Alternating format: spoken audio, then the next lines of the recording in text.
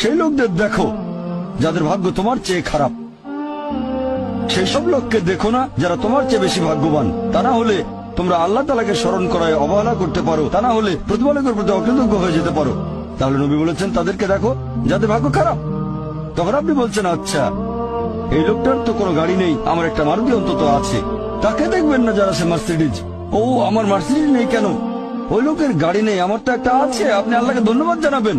যখন মার্সিডিজ গাড়ির মালিকের সাথে নিজেকে তুলনা করবেন, ও আমার কেন মার্সিডিজ গাড়ি দিলেন না, তাদেরকে দেখবেন যাদের ভাগ্য খারাপ। তাহলে আপনি আল্লাহ সুবহানাহু ওয়া তাআলাকে স্মরণ করছেন। আর এটাই বৈশিষ্ট্য মানুষের।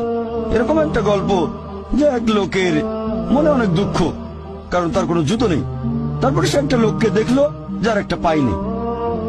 লোকটা অভিযোগ করতো আল্লাহর কাছে যে জুতো নেই, আল্লাহর কাছে অভিযোগ করতো আমার কোনো জুতো নেই। তারপর সেই লোকটাকে দেখলো যার একটা পা নেই। তখন সে আল্লাহকে ধন্যবাদ জানালো।